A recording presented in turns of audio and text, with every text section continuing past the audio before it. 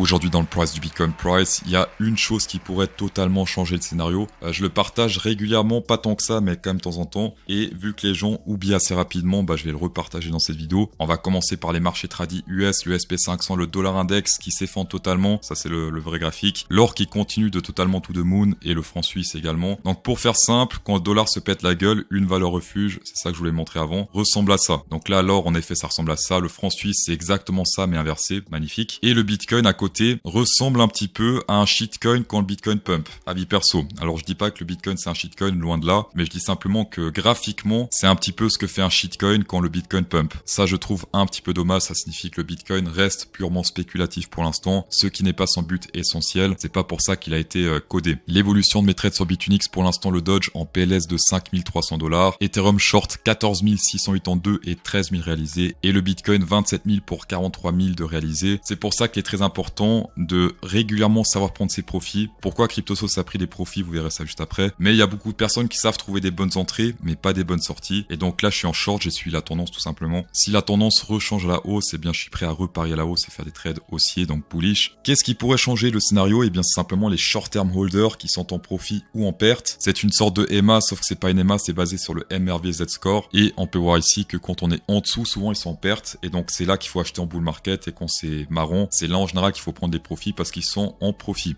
En bull market, quand on est dans le rose, c'est des zones de recharge. En bear market, quand on est dans le rose, eh bien, c'est des zones de prise de profit pour les shorts, tout simplement. Et souvent, cette ligne rose, en bear market, fait office de résistance, alors qu'en bull market, elle fait plus office de support, légèrement pétage à la baisse avant de remonter toujours plus haut. Aujourd'hui, cette zone de break-even est autour des 92 398$ exactement. Jusqu'à preuve du contraire, cette zone va faire effet de résistance, et si on pète ce truc à la hausse, eh bien, on attend simplement un retest pour entrer dans le train, court terme, long terme, peu importe, et faire du levier jusqu'à environ 10. Je pense maximum 10 parce que plus que 10 c'est un petit peu risqué selon moi. Selon moi la vraie tendance c'est ça, tendance haussière, tendance baissière, on pète à la hausse, retest en longue, etc. On pète à la baisse, retest en longue ici, c'est magnifique, to the moon. On pète à la baisse, retest, on se fait rejeter à la baisse donc short, et on short jusqu'à très bas, jusqu'à ce retest là autour des 20 000$, avant de se faire rejeter à la baisse jusqu'à environ ici c'était 15 000$ d'après souvenir, 17, 16, ouais 16 000$ plus ou moins. Si vous aimez ce genre d'indicateur que je partage, eh bien un pouce bleu inséré dans cette vidéo ferait extrêmement plaisir. Et pour les personnes qui sont là pour la première fois, eh bien un abo à la chaîne ferait encore plus plaisir. On va passer sur le Discord Underground accessible à tous les abonnés qui traitent sur Bluefin, sur Bitunix, sur BitGet, etc.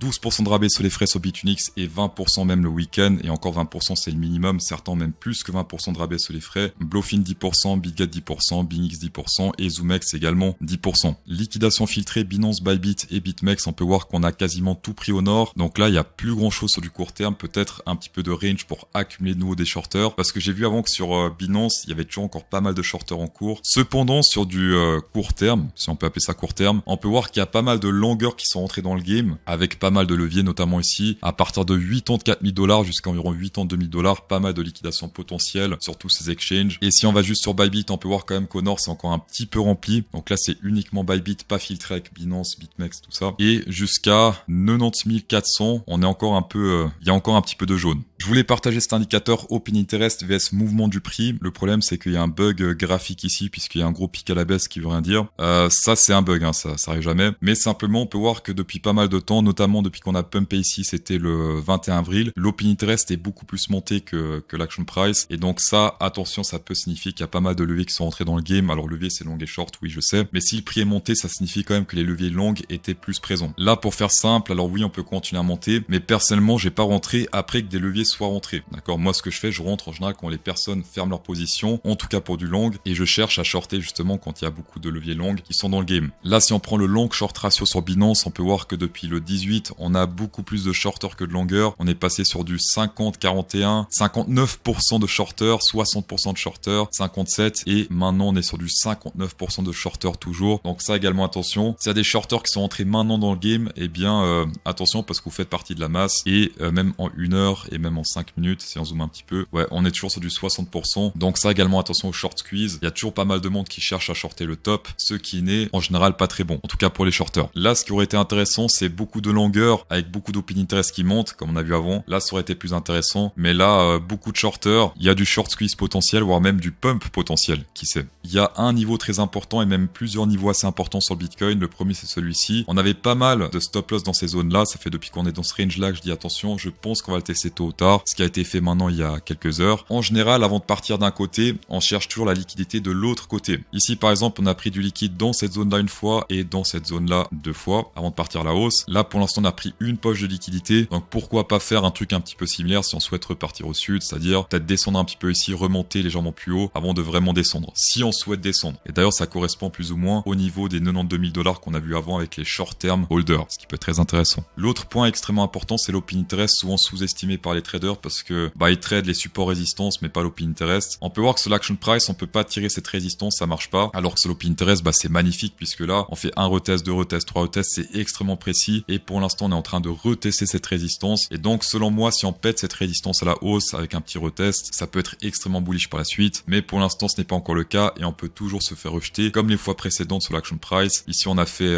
des dumps assez importants. Là, par exemple, c'était un moins 20%. Là, c'était moins important, mais quand même, on a fait un moins 14-15%. Et ici, on a fait un moins au total 18%. J'avoue, pour l'instant, c'est plutôt mitigé. On a les liquidations au sud, on a une résistance sur l'open interest, mais on a plus de shorter que de longueur encore sur Binance. Cependant, un truc plutôt intéressant, c'est les ETF qui rentrent toujours un petit peu en retard selon moi. Et on peut voir que hier, on a eu beaucoup de inflow sur l'ETF Bitcoin. 381 millions de dollars qui sont rentrés sur les ETF. C'est du jamais vu depuis janvier, je crois. La dernière fois, c'était ici qu'on a fait plus et c'était le 30 janvier. C'était il y a très longtemps. J'ai remarqué que historiquement, souvent, quand il y a beaucoup d'entrées, c'est pas forcément le moment d'acheter. Et quand il y a beaucoup de vendeurs, c'est pas forcément le moment de vendre. Pour ceux qui me croient pas, je vous laisse mettre pause. La seule fois où ça n'a pas trop marché, c'était durant la phase FOMO ici, où il y avait beaucoup d'acheteurs et puis ça faisait que monter. Mais sinon, durant les périodes de range, ou les périodes, on va dire, normales, c'est toujours un petit peu l'inverse qu'il faut faire de ce que font les gros pics ETF. En tout cas, sur du court moyen terme. Où en est l'intérêt trading? Eh bien, pour l'instant, niveau open interest, on est en train de péter pas mal de murs importants à la hausse, ce qui est plutôt positif. On a pété ce gros bloc à la hausse entre 86 000 et 85 000 $. On l'a à peine frôlé dans cette zone avant de se refaire rejeter à la hausse. Ça, c'est plutôt bullish, en tout cas sur un mois. Si on dézoome, parce que je pense qu'il faut quand même dézoomer un petit peu pour voir l'ensemble de tout ce marché. Selon moi, eh bien, ce niveau-là, autour des 85 000 $, pourra faire office de assez gros support, puisqu'on est sur 1,2 milliard d'ouverture de position juste dans cette zone. Et c'est pour l'instant la plus grosse zone d'ouverture